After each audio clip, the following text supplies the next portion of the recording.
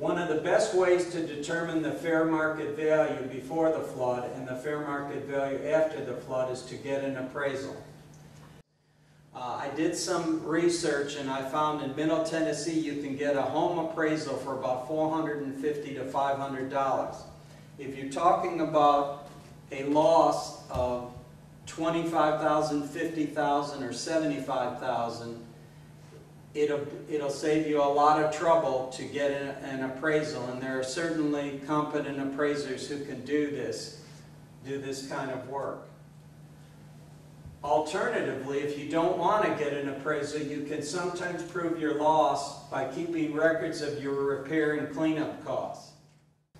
You will have to keep up with all your records, your labor and your materials.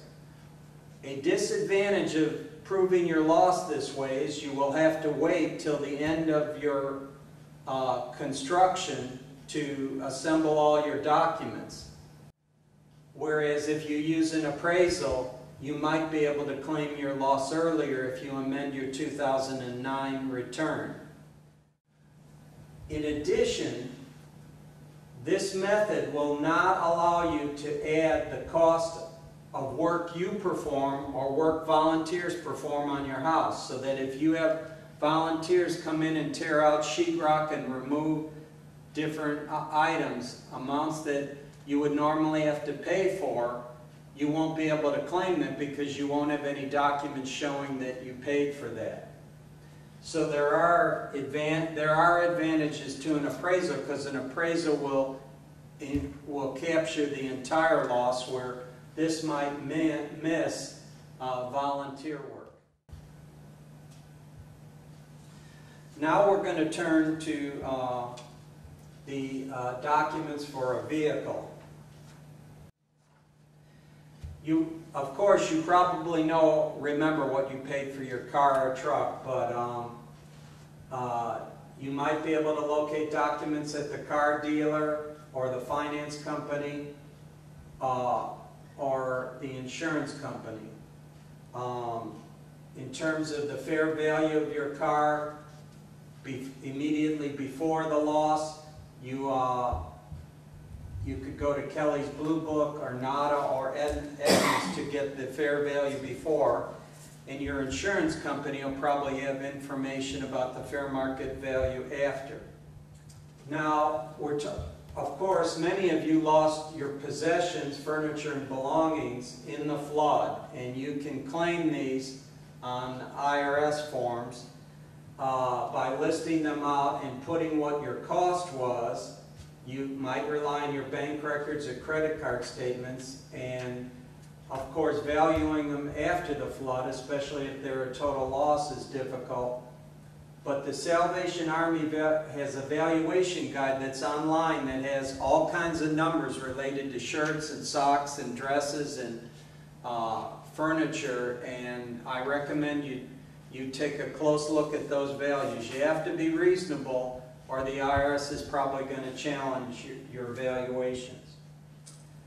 Now, we just finished talking about getting the documents, and getting the documents is really important, because I'm going to discuss at the end just taking the documents to the accountant or return preparer and taking advantage of their expertise.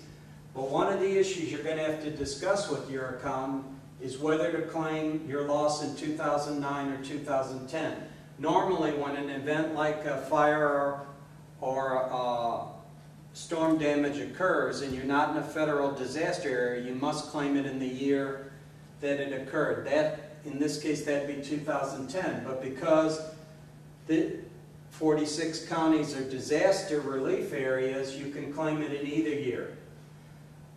Peculiarly, the rules in 2009 appear to be more favorable than 2010. There's some legislation pending as of today, July 27th, that would make both years the calculations the same. But as the rules exist right now, 2009 appears to be more favorable. And the reason is that in 2009, you don't have to reduce your loss by 10% of your adjusted gross income. But as the rules are now, in 2010, you do have to reduce it by 10%. In 2009, for those of you who claimed a standard deduction, you can add the loss to your standard deduction and not claim it as an itemized loss. But in 2010, you have to claim it as an itemized loss.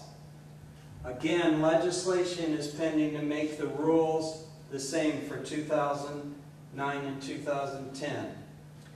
These are complicated matters, what year to claim it in, and I recommend you talk to your accountant. Now here's an example of a flood loss that Rob and Lynn encountered. Rob has a salary of $40,000 and Lynn does not work. They paid $150,000 for their house, and the fair value before the flood is $180,000. The fair value after the flood is $100,000. The difference in the fair values is $80,000. So they're going to be limited to the lower number between what they paid for their house, $150,000, and the difference in the fair values of $80,000. So they're going to be limited to a loss of $80,000. For 2009, their casualty loss will be $79,500 after you apply the rules. And for 2010, I'm showing you that you're going to have to reduce the loss by 10% of the adjusted gross income. So the loss is going to be smaller. It's going to be $75,900 for 2010. Now their taxable income after the casualty loss and other itemized expenses was a negative $51,900. That is after you took their adjusted gross income of $40,000 and took out their exemptions and itemized expenses, which included the $79,000 loss. They had a negative income of $51,900.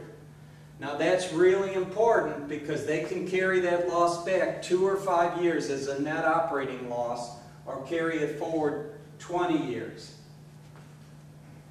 This will require amending earlier year returns or filing a Form 1045. Or they can waive the carryback of the losses to earlier years, and that may be a good idea if there wasn't much tax paid in earlier years, to just carry it forward. Now, this loss, while it's hurt a lot of people, presents a tax opportunity. For people over 59 and a half who have IRAs or 401ks, they can draw money out that would be normally taxable and use the loss to offset the taxes. That's what Rob and Lynn did. Rob took a distribution of $50,000 from his IRA. This saved him approximately $8,000 in taxes in 2010. But there are other benefits. By increasing their income in 2010, the Smiths used their loss in 2010 and do not need to file amended returns for earlier years. In addition, they also got money out of their IRAs without paying tax on it. Now they have that money available to do whatever they want, to travel, to reinvest it. But finally, they've reduced their IRAs, so when they become 70 and a half, a whole new set of rules come in, and they have to make mandatory distributions and pay tax on that. But if they remove some of the money now and use the loss, they can avoid taking larger mandatory distributions when they're 70 and a half. And if you don't take those distributions, there are severe penalties. Now here's one of the most important opportunities, and this is the Tennessee State Sales Tax Refund. This is pretty much, if you receive FEMA money, this is an important opportunity. You just have to assemble your invoices showing what you paid for eligible property, being certain kinds of furniture, certain belongings, and certain construction costs, and you can recover $2,500. Here are some of the requirements. You've got to get disaster help from FEMA. You spent money on appliances, furniture, or building supplies. The purchases must be made by September 30th, 2010. In addition, you have to file a special form, natural disaster claim for refund form. And this form is available online at the state of Tennessee, and we've got some information on it in our flood tax guide.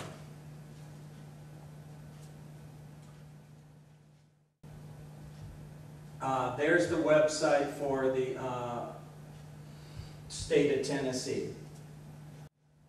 Now, Davidson County, just in the last few days, has passed a program to provide tax relief if your property suffered at least a 50% loss due to flood damages. The details are few at this time, so you should check the Tennessean or other sources, but there is some information out that there's a very close deadline for filing this. It may be either the beginning or the end of September. All right, I'm coming to the end, and this is where under a subject where I'm going to suggest to you that this is the year of the accountant. And I call it, you need an accountant. And here are the reasons you should go to an accountant. There are many difficult tax issues, whether to claim it in 2009 or 2010. If you claim it in 2009, you have to amend your return, and you have to do it by 4/15/2011. Then you have to make a decision whether to claim the casualty loss as an itemized deduction or as part of the standard deduction, and this only applies to 2009. Then you have to make a decision whether to get an appraisal.